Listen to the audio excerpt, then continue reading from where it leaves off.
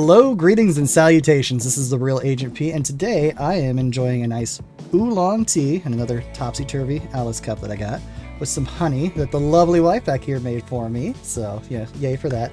But anyway, today I have as a guest, he's a streamer, he's a YouTuber, he's an artist, which you have seen, if you've watched my channel a lot, you've seen his work quite a bit. It's Mcagee3. How are you doing today, Mcagee? I am doing fine. The Real Agent P, the lovely wife. Ladies and gentlemen, happy day to each and every one of you, and welcome to another edition of Having Tea with Agent P. I'm so glad to be here. Thank you very much for having me. Hey, thank you for coming on, man.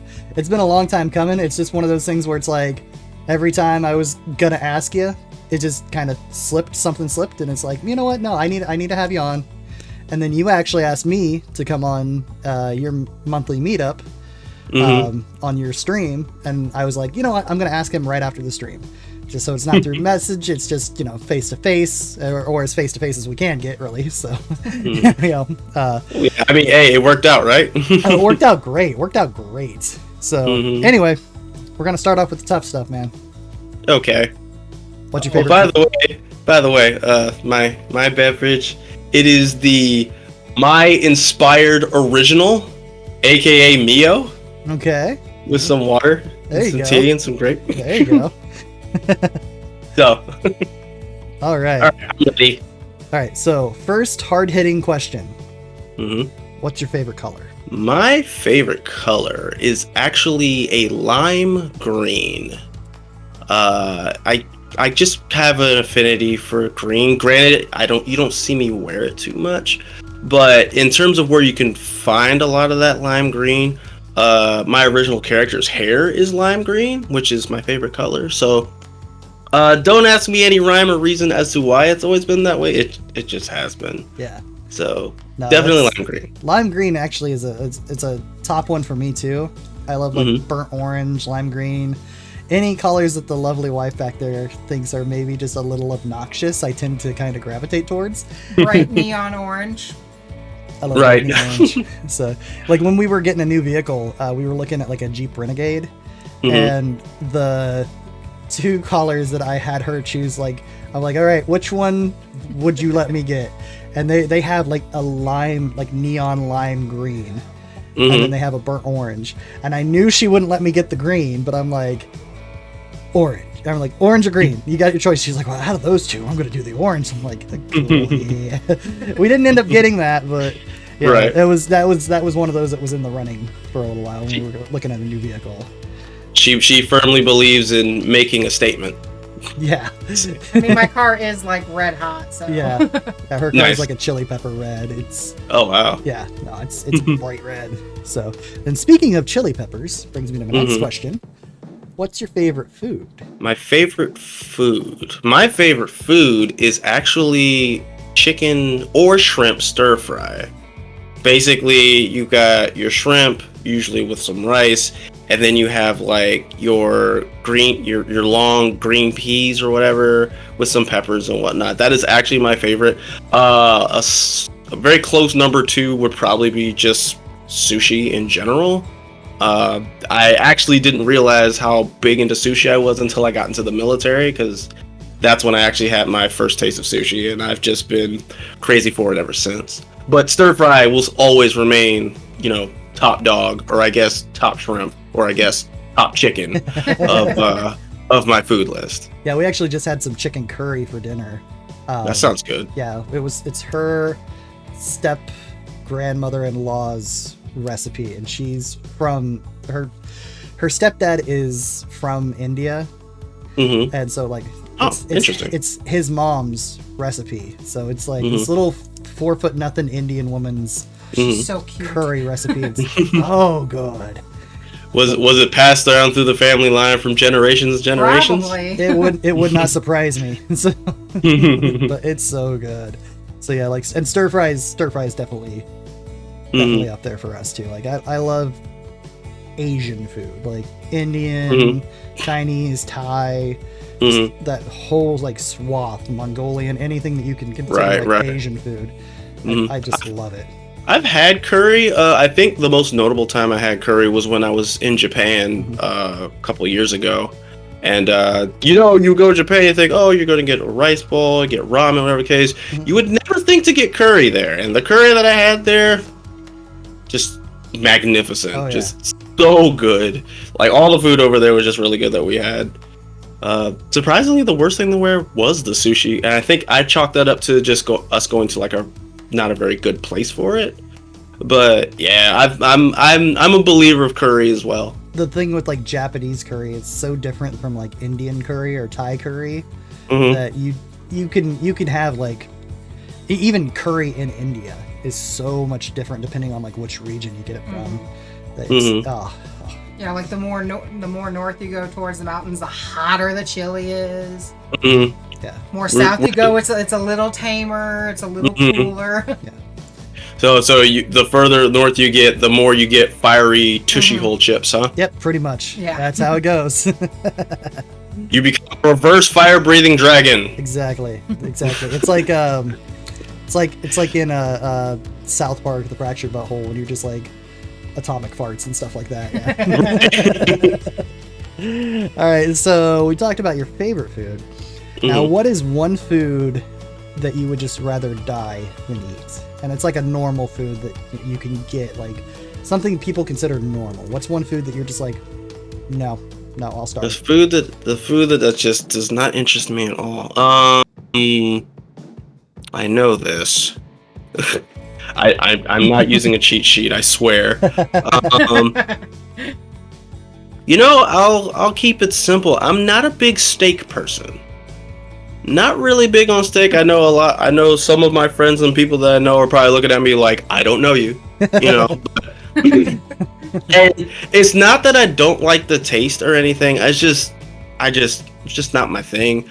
I chalk it up to me having a lot of like fish and chicken and those sorts of things, like, and of course, who hasn't had burgers, but I don't know, for some reason steak just doesn't do it for me, and I mean, I've had good steak before, but like right, but I'll tell you guys what I normally tell my wife when it comes to reporting in about foods that I've had.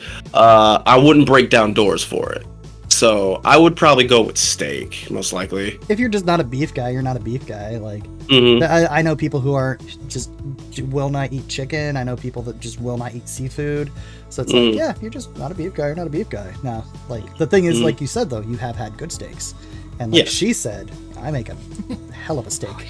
Yeah, if you guys invited me over for a steak dinner, I will definitely give it a shot. Like, okay. Like I wouldn't go somewhere and a steak is being prepared and I'm like, well, please, let me go grab McDonald's real quick. I'll be right back. No, I wouldn't do that. Like, if that's what we're having, that's what I'm having. And so yeah, it's just, once again, it's like, if I had to choose between getting steak and just getting a bowl of rice, I would probably lean towards the bowl of rice before anything else. Gotcha. All right. So, like, as I stated whenever I was introducing you, you do, just a different multitude of different like content creation. Like you do your art stuff, you have a YouTube channel, you stream. So what got you into doing the content creation? So with the content creation, it usually, for me, it starts with the Twitch and YouTube side of things, and then it goes to the art side, because in reality, I've been drawing all my life, right? I've actually been working on a comic book for a very, very long time. It actually, the whole content creation itself, whether it's Twitch, YouTube, I got stuff on DeviantArt, whatever.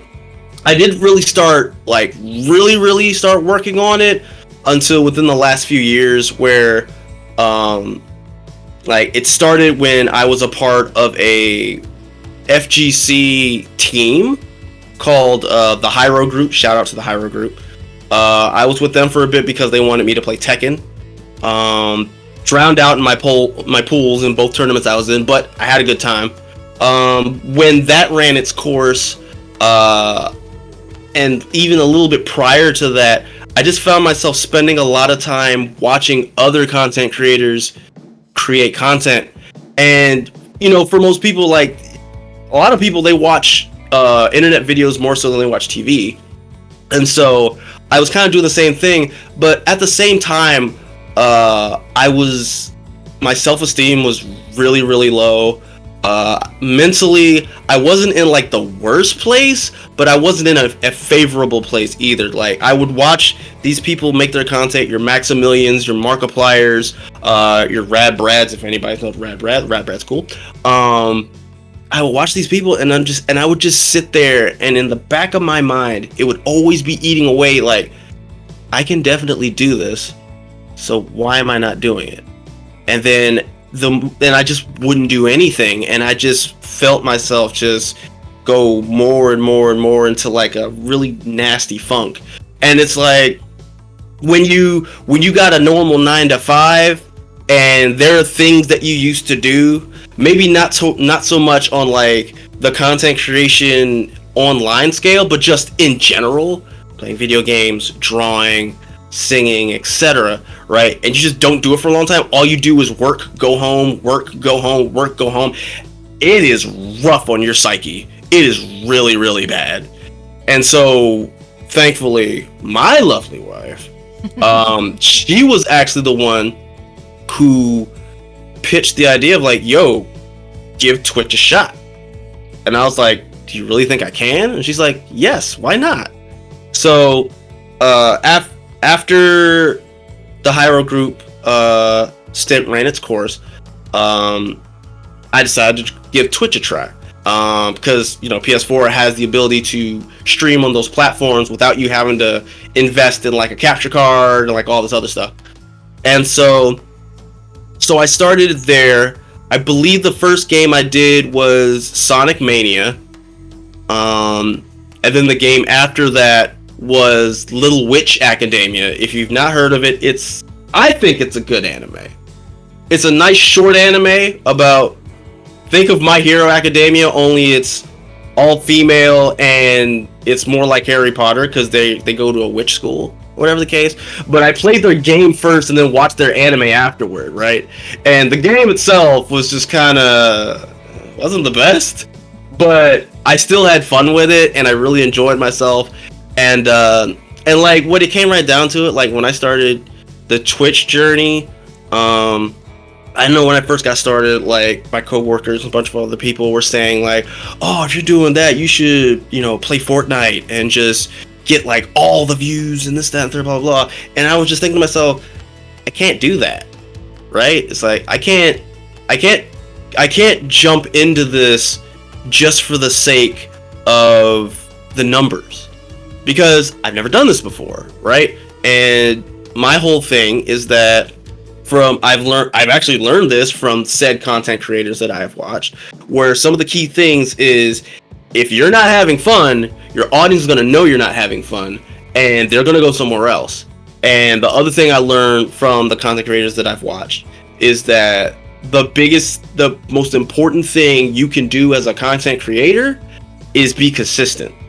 Like, have days set where you're going to put content out and make sure you keep those schedules on point. So it was basically through, a kick in the pants from the wife and some experiences I've had. And I've been doing this. There's actually a fellow Twitch streamer, a buddy of mine, Cloud9. We actually started at the same time and we subscribed to each other at the same time. And I just did my resubscription to his channel, and that's kind of how I keep track of how long it's been. And according to that resubscription, it's been 3 years. So I've been 3 years doing this, and it's been great ever since. Like, it's been a really great decision. One of the key things it definitely does for me personally is that it gives me something to look forward to after work. Like the days that I actually stream, it kind of gives me a place to vent. Give me a place to kind of, as I state a lot of times, decompress. Because when you're working in customer service, oh boy, people will go out of their way to make your day as miserable as possible, and it's rough. man. It is absolutely rough. You gotta have something that can turn your day around after you're dealing with some of the most miserable people you could ever be exposed to. Right? Like, oh my gosh, like it's so freaking crazy. Yeah. As someone who has had 17 years of restaurant experience combined front and back of the house, yeah. Like, if somebody wants to, if they've got in their mind that I want a free meal, they're gonna try to figure out how to get a free meal. Right. Regardless of how good they thought the meal was or how good the service was, they're gonna find something to gripe about. And a lot of times it's just out of your hands at that point. You're just like, well, you know, you ate all the food, but you say it tasted terrible. The server was like constantly asking if everything was okay, and you kept telling them, yeah, it's fine, but then like you're complaining that they were never at the table, even though I could see that they were at your table a lot. Yeah, like some people just complain about the little things to try to get praised up. Right, and it's rough, man. It's really rough. Like I'm on the like the grocery store / wholesale side of it, and over there it's like, you know, they look down on you over there. Like if you're on the cash register, and it's like they'll just speak to you any kind of way, and like I don't know how you feel about this, but like when they're paying their bill and they're like, they have cash and they just throw it at you, you know, just like, you know, and it's just like, really, like, come on. Yeah. And so, and of course, if you A, throw it at them, or B, you just set it down in front of them and don't hand it to them, they're going to talk to your manager about it and you're going to be in trouble. So it's like it is such a tightrope walk dealing with the unwashed masses in retail.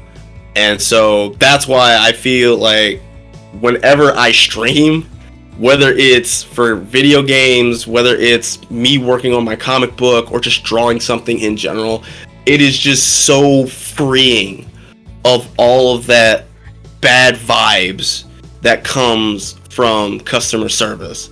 And I'm not saying it's always that way. I'm saying that it's more often than not that way. And when it is that way, it's really bad. Like, it's really, really bad. The good days, you kind of chalk them up as, all right, it was a good day. And then you just kind of go like, no. The bad days, you are just like fuming. Like, you probably got a small headache, like, and not even your whole head, like a section of your head. And you're just like so stretched out and you just want to like vent and everything. And then the funny thing about that is like you have to be careful how you vent, especially when you're doing content creation, because you know, you never know who's watching, you never know who's listening, so you have to watch your verbiage when you're venting. But that aside though, like it's great that I've taken up this particular journey, and it has really benefited me and benefited my family like greatly. The whole grocery customer service thing, that was all her. She worked in a grocery store for 7 years. Jeez. Yeah. 6 of it at the customer service desk. Yeah. So I'm at 7 years now, going on 8. Yeah. So yeah. So you talked about your content, but what made you decide to do the type of content that you do? What made you decide to go in and do the art, to do the fighting games?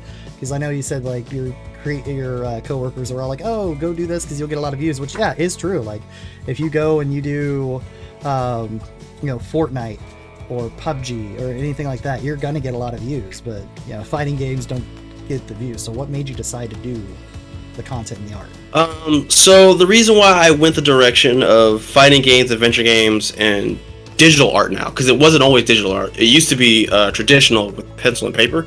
The reason why I went that route is because when the wife and I decided that I should go ahead and go down this path, I think about the other content creators that I've watched, the successful ones, and the one thing that was common with all of them is that they were themselves. They made sure to be themselves. They didn't try to be anybody else. They didn't try to pander to a specific audience for the sake of said audience. They did what they enjoyed. So in regards to specifically the games that I picked, the reason why I didn't go the PUBG route, the Apex Legends route, the Fortnite route, all these are great games, mind you. I'm not saying that they're bad games. They're great games. The reason why I didn't go that route is because I basically made a challenge for myself. I told myself, if I can't cut it by playing the games I'm actually interested in, then I'm just not meant for it. Plain and simple. Like, it's real easy to just break out the games that I just mentioned and then hit like 300, 500,000 followers and however many subscribers. And then, all right, good to go. Sweet. But I was like, you know what? Let's play Sonic Mania, right? You know what? Let's play Little Witch Academia. Let's play Streets of Rage. Let's play Double Dragon 4, you know? And then see if we can get our footing with games that I'm interested in and games that I know that I will enjoy. And that's what I did. Like, I started like utilizing, you know, games that, especially the games that I mentioned, Sonic Mania, Double Dragon 4. One of the other key reasons for those games in particular is that those games have a history. There's more than just Sonic Mania. There's more than just Double Dragon 4. There are other games previous to that. So one of the things that I implement into my content creation in games is that I share my knowledge that I have for those franchises, right? I talk about, like, if I'm playing Sonic Mania, I'll be like, well, Knuckles made his debut in Sonic 3, but he made his in-game playability debut in Sonic and Knuckles, which also, if you have both of those games, you can connect them together and you actually get a whole game from the very beginning of Sonic 3 to the very end of Sonic and Knuckles. You know, stuff like that. Playing Double Dragon 4, like, I've been playing Double Dragon since I was in elementary school. I would go to my godbrother's house. He had it for the Sega Master System, not Nintendo, not Genesis, Sega Master System. And we would just play it every time I came over, and whenever it came time to save Marianne, he would always beat me, except for one time. One time I actually got over on him in that sequence. And like, I would just bring stuff up like that as I'm playing these latest entries to the franchise. And so now, does this mean that I never play like games that are like really popular at the time? Absolutely not. Like Dragon Ball FighterZ, like, if you're a Dragon Ball fan, I feel like it's almost mandatory that you play Dragon Ball FighterZ at least once, you know, because as a fan, it stays so pure and so loyal to the source material. And the fact that it's just a great fighting game also, that was just icing on the cake in terms of, you know, a game for me to enjoy and a game that people would actually be drawn to check out. And so, like, I've played that. And then going back to some other obscure games, there's another game called Dissidia Final Fantasy NT. There's a franchise behind that too, but the latest version, I played that because I used to play the original on PSP, and it was fun. Like, I really enjoyed myself. That game is literally the foundation of the channel. Like, the channel didn't really get its footing until I played that, because the community at the time was really, really good, really helpful. I was always able to get games. I had a lot of fun. I learned a lot from people, made a lot of friends and everything. And you know, it's just, you know, it's like, you know, I always try to, like, all right, instead of jumping to the easy layup where it's like Fortnite, Apex Legends, that sort of stuff, let's go for the games on the road less traveled and see if we can make something happen from there, you know?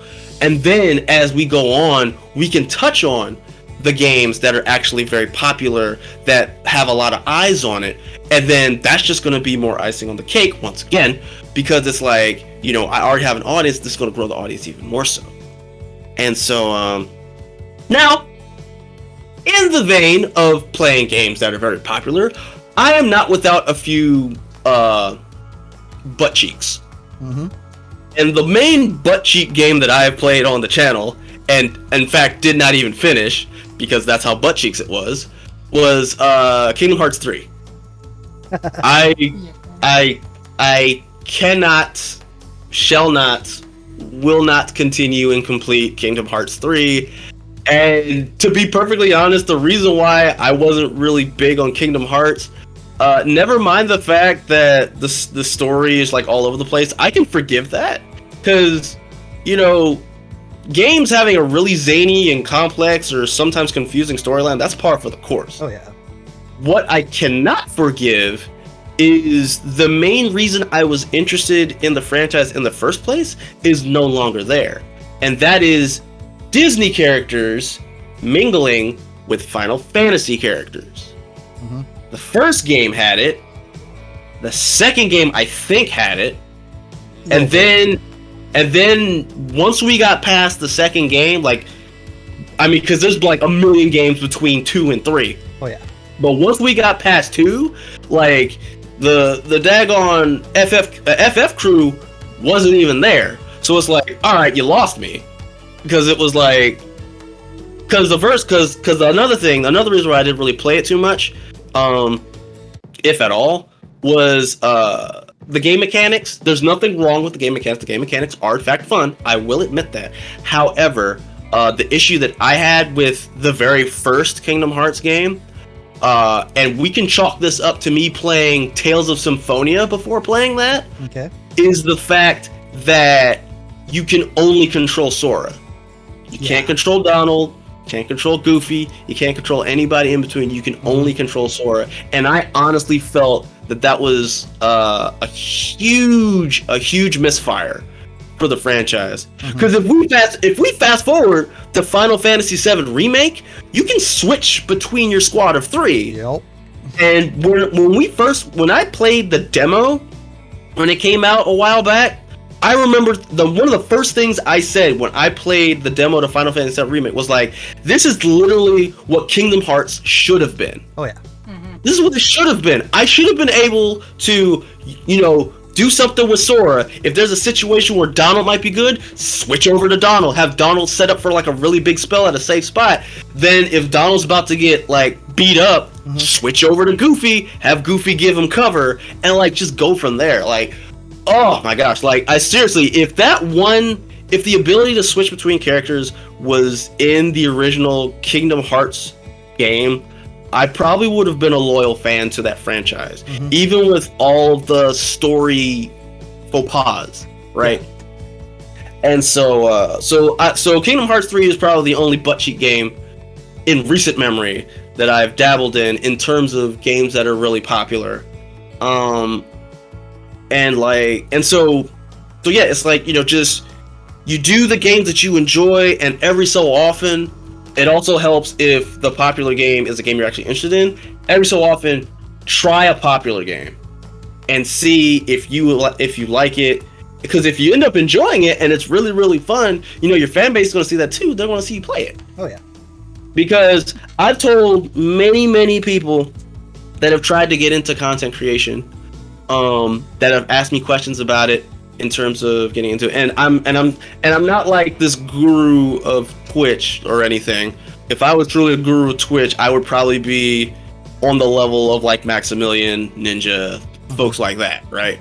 But what I normally tell them with my 3 years of experience of actually doing it is that the game you play will bring the people to you, but it is your personality and charisma that will make them want to come back. And that is extremely important. I tell everybody that every single time because it's true. Oh, yeah. It is absolutely true. Yeah, if you don't like the person that you're watching, why are you going to keep watching? There's 20 other people that's playing this game. I'll find someone that I enjoy watching more.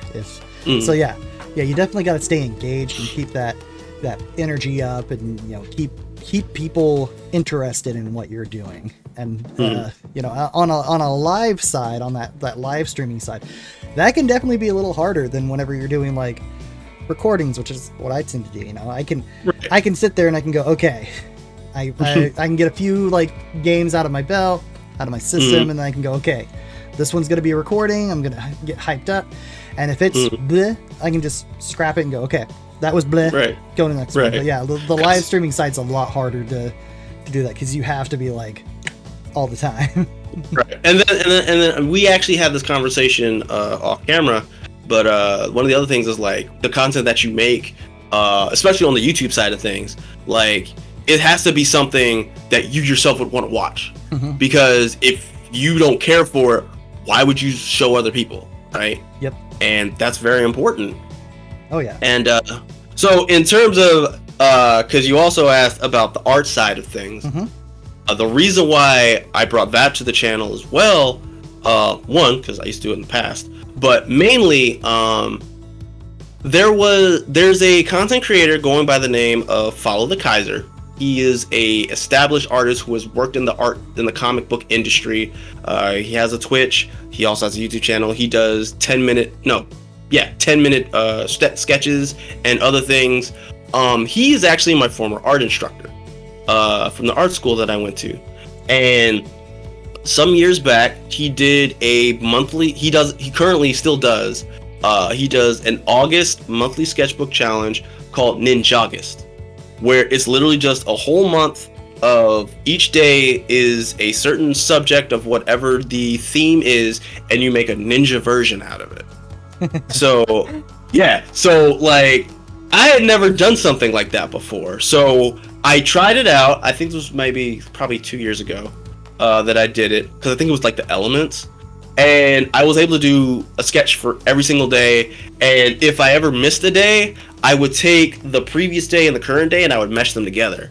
Okay. And so I did these sketches, and then I shared them on social media and everything with hashtag Ninjagist 2018, 2019, whatever. And so what happened was, because I worked on it at my job as well, and one of my coworkers saw one of my sketches, looked at me and said, "How much?" And I was like, "What are you talking about?" It's like, "How much for a print?" And I was like, you want to buy this?" And so like, "Yes." I was like, "Oh, okay." So let me get back to you on that. So I went ahead, I made a print, I even framed it for them, gave them a price, they paid it.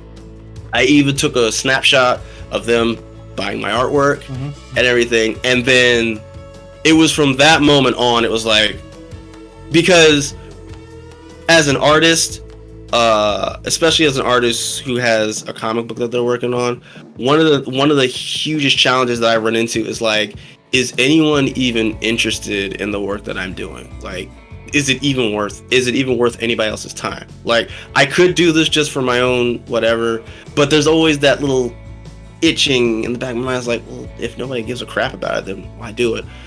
And the moment that I got that verification from my coworker, it was like, I need to keep drawing. I need to keep drawing. I've sold that to her. I've done commission for one of my other coworkers. I've actually done emote commissions for numerous content creators on Twitch who use them very proudly. And even if they've made modifications or they've adjusted their logos or whatever, my work is still present somewhere. And you know, at that point, it was like, I cannot stop doing this. I have to keep doing this. And then that's when it was like, so now if I'm drawing again, then I need to put this into my channel, because I've always wanted to do an art stream.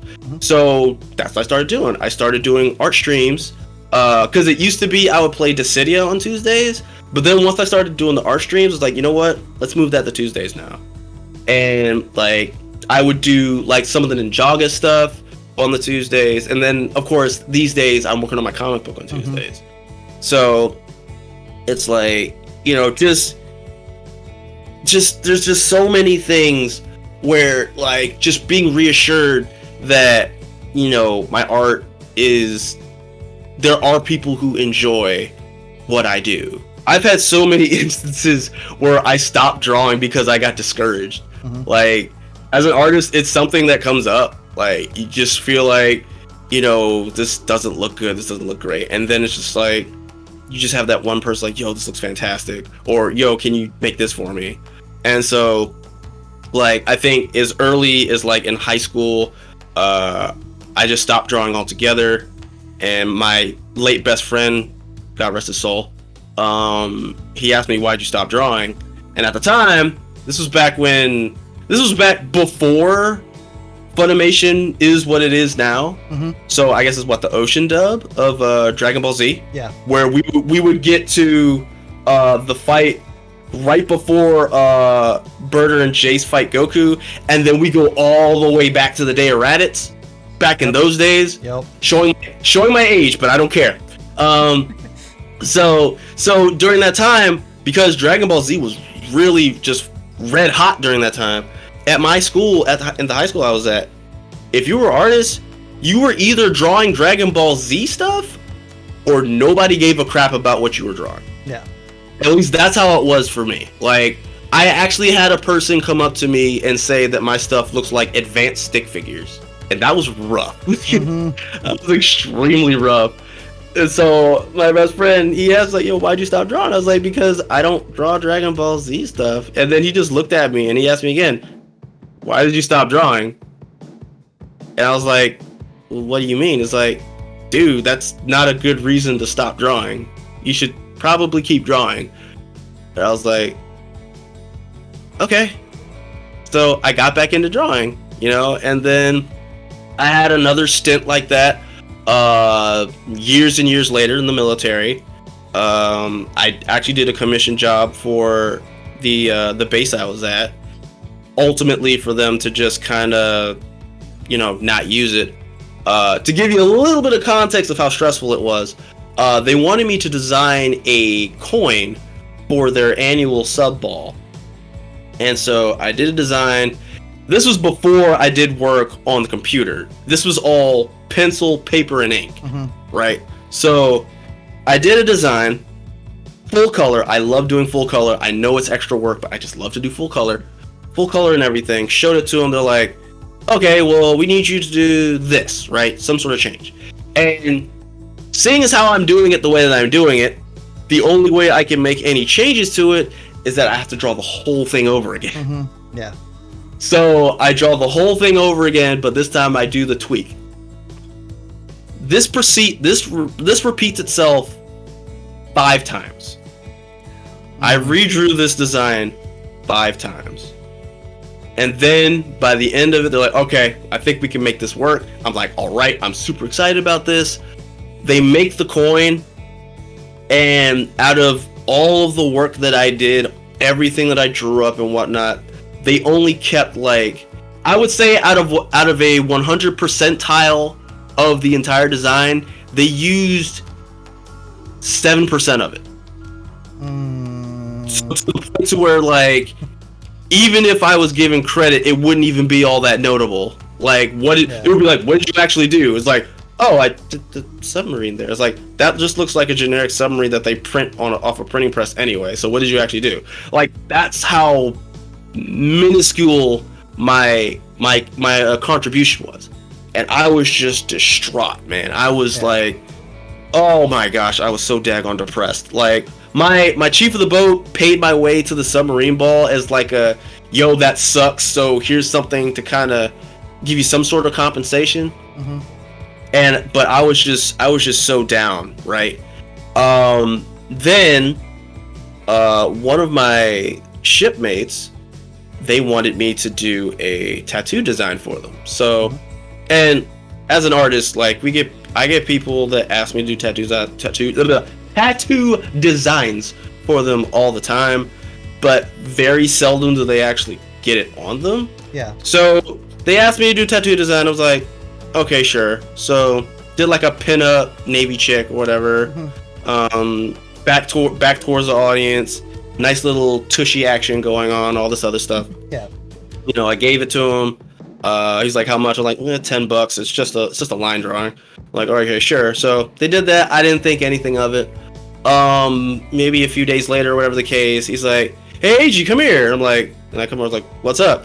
And he pulls up his pant leg, and on his ankle, there it was. And I was like, you actually got it? He's like, yeah. I was like, really? I was like, that was the whole point of me hiring you to do it. I'm like, I know, but you're the only one that's actually got it done. You were literally the first person to get it done. And I took a picture and everything, and I was just, and that jump started, you know, my determination and motivation to draw again. You know, doing the commissions for the other content creators and everything, and them actually paying me to do it. And then the other cool thing about the commissions that I did was that there were a lot of commissions that actually challenged me to go out of my comfort zone. One of my clients, he wanted me to do a Gundam head for a emote. Wing Gundam specifically. Actually, he wanted me to do Wing Gundam, and he wanted me to do Master Gundam from Gundam Wing and G Gundam respectively. Yep. And my thing was, when I took the job, I was like, you know, I've never drawn a Gundam before. So I was like, how am I going to do this? And I was like, nope, I'm not even going to put that into my head. I'm just going to do it, right? So I grabbed references. I tried to look up as many different photos as I could. One of the easiest ways that I found to try to draw a Gundam, especially if you're not familiar with drawing Gundams, find a super deformed figurine of one, or a chibi version, as it were. Yeah. Because the cool thing about chibi version, not just Gundams, but just chibi version anything, is that they add extra emphasis on the head and face, so it's a lot easier to read. So I literally found a chibi Wing Gundam from Endless Waltz, mind you. Okay. And I used that as my building block, and I was like, okay, so if I just do this, but just tighten things up just a little bit, so that way, you know, we don't have so much of the chibi side, we have more of the, you know, the source material originality side, and just went from there. And I did that. I did the Master Gundam. I did Oob. And Oob was a very, very interesting achievement for myself, because it was the one thing that originally got me to stop drawing in the first place. The whole Dragon Ball everything. And so it was like, the client wanted me to draw Oob, and I was like, let's see if I can do it. I remember the whole time, the biggest thing was I couldn't draw Dragon Ball Z. Let's see if I can draw Dragon Ball Z. Or I guess in this case it was GT, because it was grown-up Oob. Yeah. And so so I did that, and it came out really well. And then, you know, Agent P, you already know, the few boss rushes that were there. What was it? UI Goku, Master Roshi. I don't know. That might have been the only two that I've done. But, you know, I did them, and of course, you know, drawing Android 21. And it's like, talk about things coming in full circle. Like, the one franchise that kind of discouraged me from drawing, we come back around, and now I can actually draw it and be okay with it, and still be okay with how I normally draw. And it's just, oh my gosh, it just feels really good. It feels really, really good. Oh my goodness. And then of course there's your avatar that I did. Me being able to be comfortable with my style of art, while also being comfortable with doing fan art in a way, because being able to draw you how you would look as a Akira Toriyama character, like, I was really excited to do it, and I had a lot of fun doing it, and like, it's basically just that goal line for that achievement in my life, and it's just been great ever since, and I'm still drawing, and I haven't been happier. And it made a great cake. It made a great cake. Yeah, it looked great on a cake too. Yeah, I saw that too. Like, that was so daggone awesome, man. He felt so weird, like, I'm gonna eat my face. Yeah, like I was kind of cutting around my head and everything. And then, like, when he finally ate the piece that was 21, he's like, "Hey, she's as sweet as I thought she'd be." Yeah. Oh, that is so awesome. All right, so gonna move on to a little bit of a different subject here. Okay. You know, you're into art, and you know, another type of art is music, because you know, you have to be creative and be able to flow that. So what would you say is some of your favorite music that you listen to? My favorite music is instrumental. I enjoy songs that do not have lyrics to them. I enjoy songs where the instruments utilized are in full display. I have nothing against songs that have lyrics. I have quite a few songs with lyrics that I really, really enjoy, but I lean more towards just instrumental stuff. So a lot of orchestraic music also, since that's usually known for not having a lot of lyrics to it. There was actually a annual event called Video Games Live. Mm-hmm. That would come around the area, and it was literally an orchestra that would play video game songs, iconic video game songs. Zelda, Mario, maybe they've done F-Zero at some point. Mm-hmm. But because I actually have like maybe a song or two on my iPod. Yes, I have an iPod. But yeah, and it's like I really enjoy instrumental music. Outside of just instrumental music, because I play a lot of fighting games, a lot of action-y games, and of course, in terms of like watching anime and TV shows, I watch a lot of action-y stuff. Music that I usually lean toward would be around like rock and metal and that sort of thing, because those particular genres are known for having that, oh yeah, I'm so pumped up vibe to them, where you're just like, yo, like you can just burst out Super Saiyan just at any moment just by listening to it. Yeah. That's usually what I lean to, but like I do enjoy other genres. I listen to country, gospel, there's R&B, a smidgen of go-go, a smidgen. I'm not a huge fan of go-go, which is weird because my area is known for go-go, but I'm just like, you know. And so, but yeah, like a lot of rock, metal and stuff. I enjoy Queen. Yeah. Queen is awesome. Like, and in terms of Queen, I think it's less because of them as a musical group and more so in terms of how their music actually is, because I kind of decipher the music of Queen to be less of a song and more of them telling a story. Yeah. Like their songs feel like that they're just telling a story. And like it's just really, I thought that's really, really awesome. Slap in a little Michael Jackson here and there, throw in just a dash of Dragon Force, Through the Fire and Flames.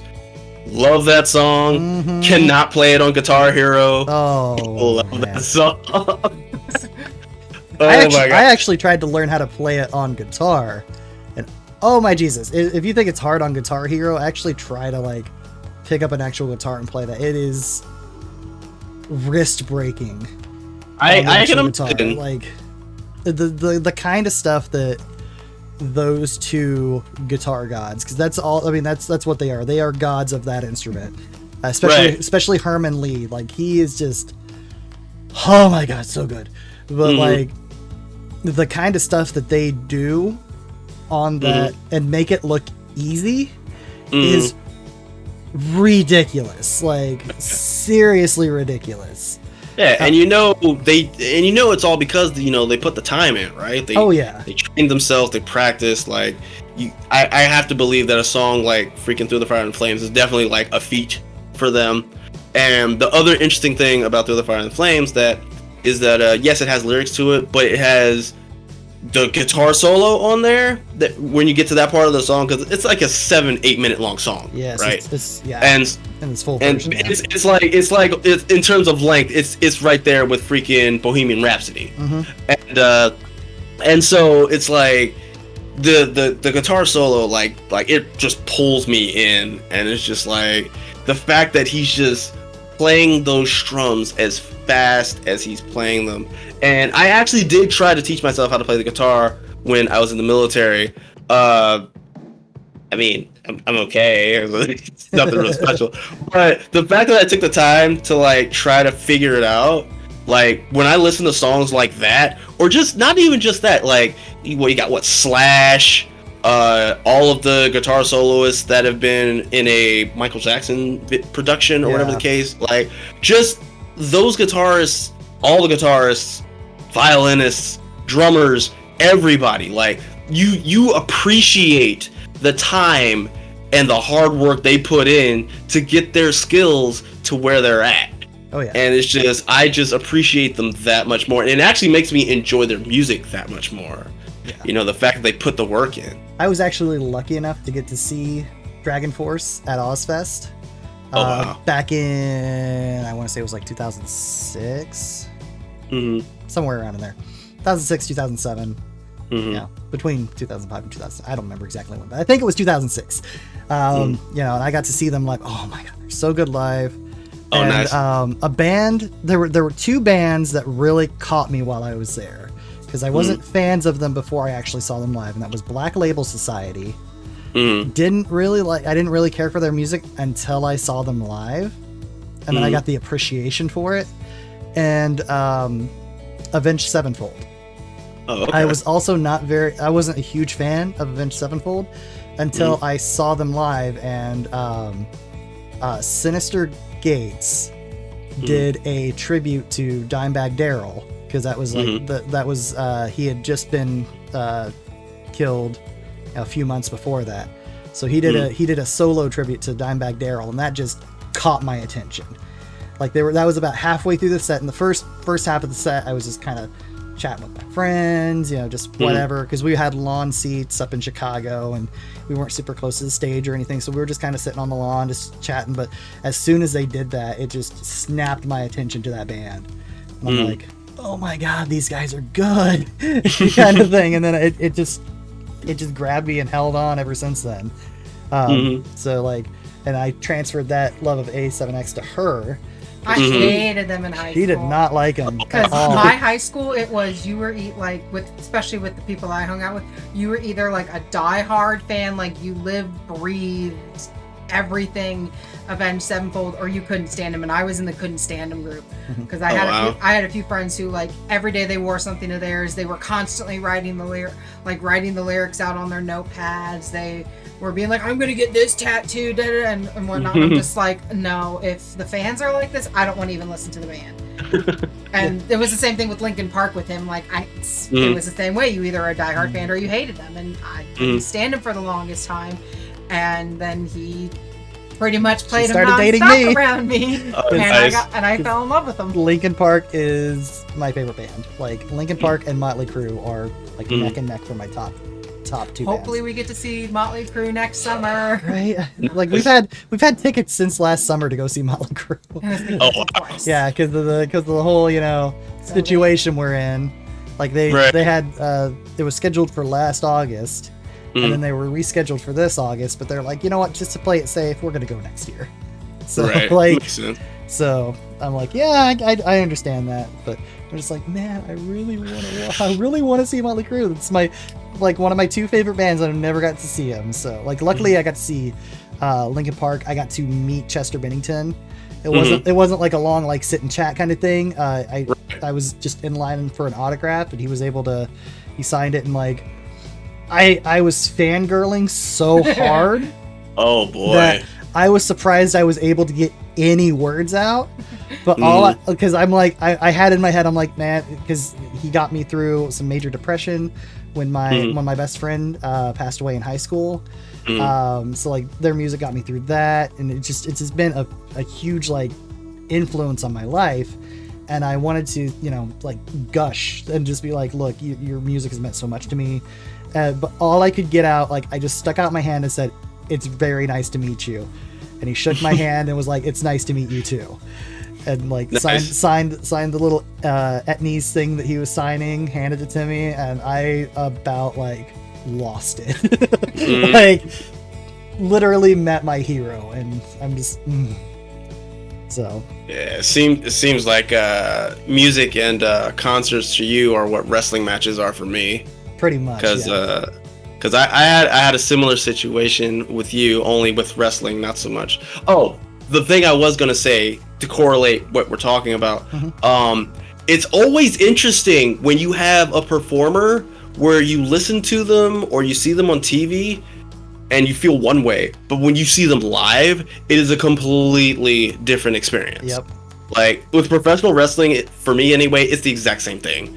Like you can watch it on TV or whatever, and something, and like you may have whatever your opinions are. But when you go to a live event and you got all these crazy fans out there around you, and and you're watching the match, it's like, oh my gosh, it's like one of the most amazing things ever.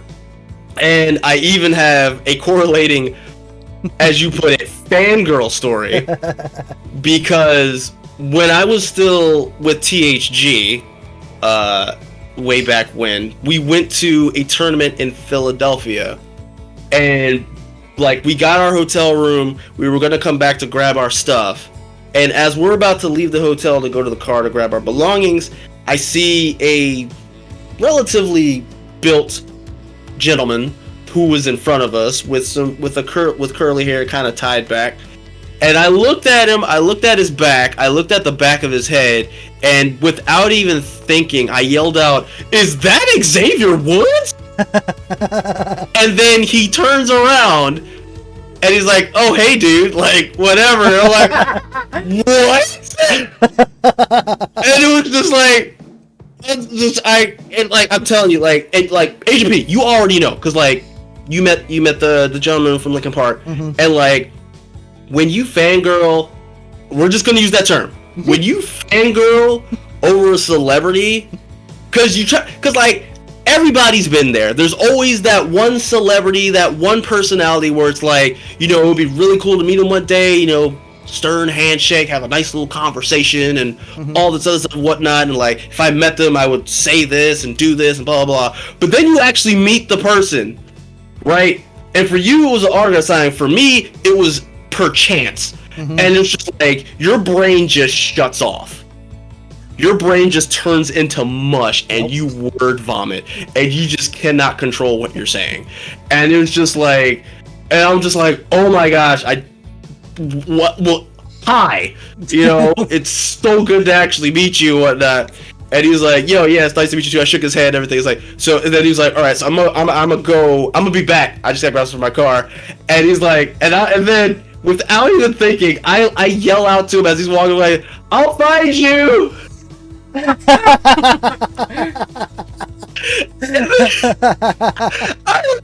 said that. And then we go to our car, grab our stuff, go back into the hotel, go in the elevator.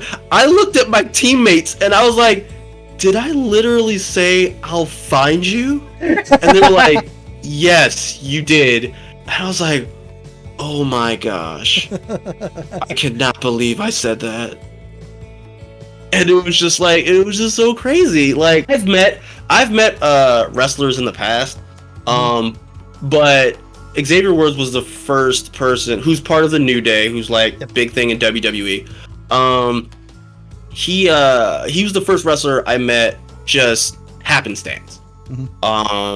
And because the reason why he was there is because he also has a gaming channel called Up Up Down Down. He does a lot of stuff, not just in the fighting game community, but just in the gaming community in general. So that's why he was there. And so, I was able to meet up with him again in the same tournament. I apologize for how I spoke because I was just really embarrassed about it. Yeah. And we had a chat and everything, and all was well. And then the cool thing about that was that was not the last time I met up with him, because he also went to MagFest, which is Music, Arts, and Gaming, which is another convention that's held over here in Maryland, over at the Gaylord Hotel. And I was able to meet up with him again there, and it was just like, it was just really, really cool. And so, so you think, you meet a celebrity that you, if not love, just highly respect, right? Not once, not twice, right? And you think to yourself, okay, so I think I'm good now. Any interaction with this person, if it happens, great. If not, oh well. So, looky loo, we get one more interaction. Might not have been as personable, but we do get another action, and it was on Twitter. Okay. And it was on my birthday, when my wife got me an Up Up Down Down title belt, like a replica, like daggone thing. And I posted, and I posted the photo, and he was literally the first one to comment on it.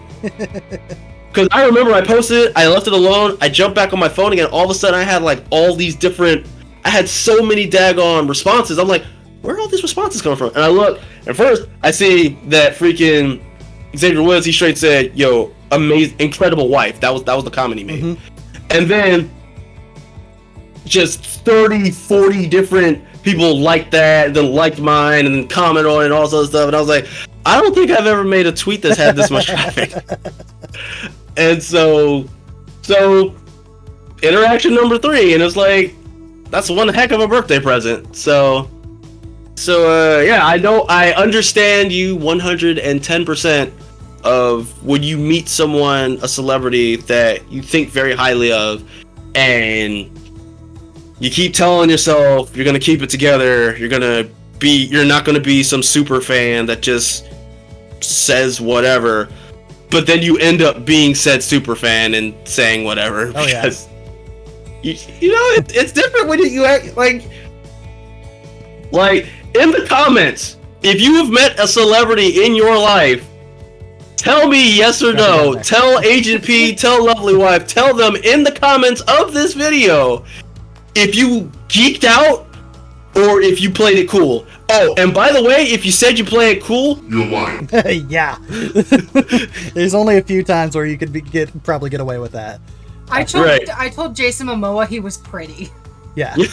Because we went to a comic book convention up in Chicago for our honeymoon, and finally got up to meet Jason Momoa, and I'm like, "You're pretty," and he's like, "Aw, thanks." And I'm like, "I can't wait to see you in Aquaman." He's like, "It's gonna be a while." I'm like, "It's worth it. You're pretty." He's so gorgeous in person. It does not do him just movies do not do him justice.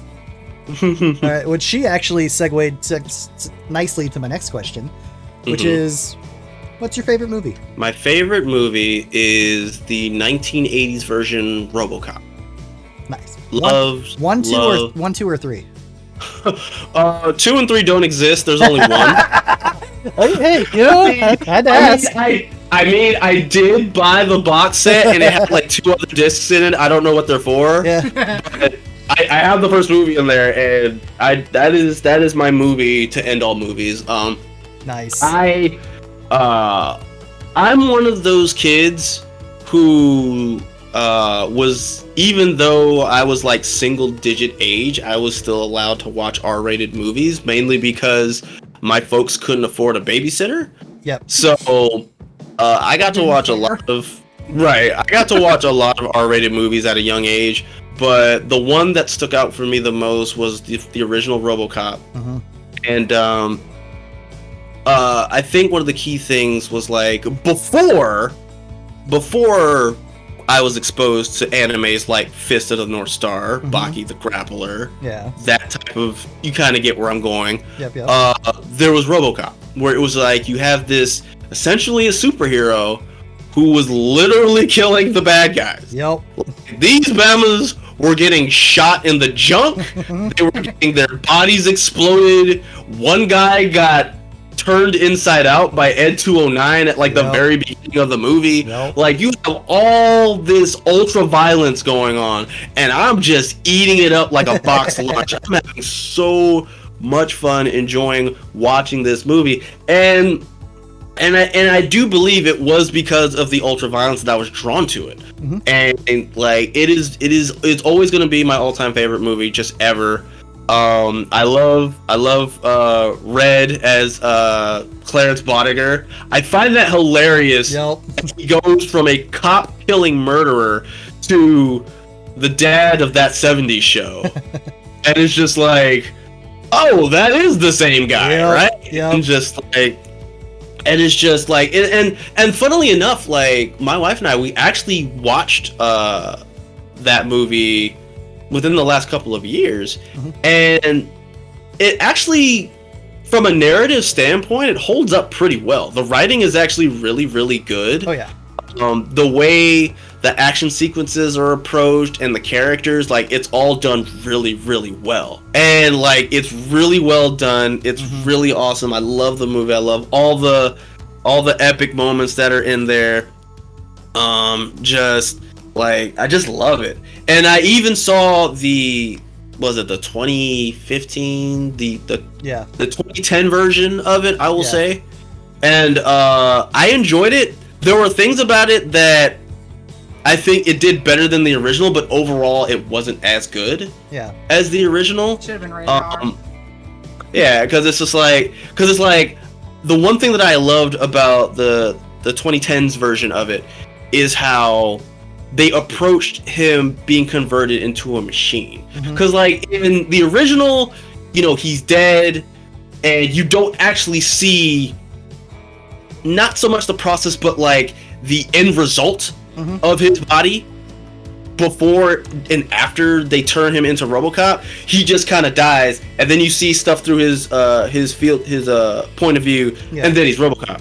In the 2010 version, and this is like the best scene in the entire movie in my opinion. When he gets turned to RoboCop, he thinks he still has his body, and he's like, "No, you don't. This isn't a suit you're wearing. It's you." And he's like, "I don't believe you." And so they press a button, and these robotic arms come and grab sections of his body and pull his body apart. And the only things of him that are left are his head, his heart, his lungs, and one of his hands. And that's it. I saw that scene and I was like, wow. Nice. That is insane. That is absolutely insane, and I loved it. I loved it so much. Like, one of the things where movies tend to falter when it comes to remakes and revamps and stuff like that is that you take the source material, but you don't do anything new with it. Yeah. Or you do something new with it, but at the same time, you miss the whole point of what made the original great. Yeah. Once again, I still say that the remake wasn't as good as the original, but if there was anything in the remake that they did and they did right and they did it really well, it was that one scene. Nice. And oh my gosh, man, like holy crap, it was great. You said you do a lot of fighting games. You know, my channel's mainly fighting games. So what would you say is your favorite fighting game? My favorite fighting game is Tekken. Okay. Just top to bottom, left to right, Tekken. Any particular one? Or that's actually a good question. I guess I would have to lean towards Tekken 3. Mainly Tekken 3. I've played from 2 to 7 and mostly everything in between, even Tekken Advance. It's awful. Mainly Tekken 3 because I played Tekken 2 because my brother and his now ex-wife, she had a PlayStation. They had Tekken 2. I played that, had a lot of fun with it. Then I was able to get Tekken 3, and I think that was probably the first fighting game in general where I actually sat down and looked at a move list and tried to learn all the moves. Oh yeah. Because I love playing as King, favorite character. Good choice again. Right, and I tried to learn all the throw chains. And I got to the point where I learned every single throw chain except for the rolling death cradle one. Like, I know how to do it, I just can't do it. Right? It's hard. It's really hard. That one's really hard. I can do the other ones. These days, not so much. I can't do all the throw chains because I've forgotten most of them, but I still know how to do a few of them, and it kind of works out. But it's definitely Tekken. Like, is my all-time favorite. I know most of us, Street Fighter 2 is what got us into fighting games, or in some cases Mortal Kombat got us into fighting games. But Tekken was the one that kept me interested in fighting games. And so, and like I said, I've played most of the games. I think there might have been a few that I might have missed. And then, like, with the fighting games comes like other sources of media that go with it, like the movies. Yeah. I never saw the old 1990s animated movie of Tekken. I missed that. I have either. I never saw the live action because King's not in it, and if King's not in your movie, I'm not interested. It's not a Tekken movie. They made a Tekken movie? They made a Tekken movie. It's not a Tekken movie. King's not in it. It's not a Tekken movie. When your big bad is Brian Fury, I think you're doing it wrong. You are definitely doing it wrong. And then, like, they actually did a CGI movie with the assets from the Tekken games themselves. I know King's not in that one either, but I do still want to see it anyway because it does look really good. Yeah. But yeah, like I love Tekken. I enjoy Tekken. I think it's like the only fighting game where I can actually not have to worry about getting curb stomped every single match, because I feel like the way the mechanics are, I can kind of wrap my head around it. And so yeah, Tekken is definitely my big boy in terms of fighting games. But I've played a variety of fighting games though, so like, and it's only up until the last few years that I realized that there's more to the fighting games than what I've normally done in the past, and I've actually gotten a whole lot better at them as a result. So all right, so one of the closing questions I like to do is secret talents. So do you have a secret talent that people might not know about, or that just you think that you do differently or better than anyone else? It can be something completely like dumb and random that you're just like, oh, I can, you know, I don't know, I do this really well or something, you know, like. Let me see. Hold on. Oh. Oh. Oh. Oh.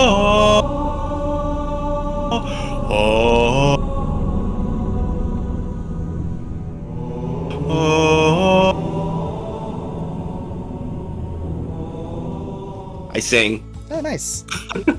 I sing. Honestly, for most of that, I think you might have been peeking your mic out, because Oopsie doopsie. yeah, because it was like you'd hit a couple notes and it like the audio would cut off on my end. So I think you were peeking your mic out, but that's okay. We got the gist of it. We got the gist. We're good. Yeah, I sing. I used to sing in a choir for a number of years, and every so often I'll jump into song, like on stream or whatever the case. For those that didn't know, because my mic kept peaking, that was the vocal parts for Halo. I'll try to do better next time. But anyway, the other thing, I guess another thing would be, I have the weird talent of just randomly remembering things, specifically like TV jingles or whatever. Like, let's see, skip it, and about to bob. But the very best thing of all, there's a counter on this ball. So try to beat your very best score. See if you can jump a whole lot more. Skip it. Yeah, I just random stuff. Random TV related stuff, mostly commercials. Nice. That's probably my hidden talent. So. Well, that's nice. That's awesome. That's an awesome note to go out on, honestly.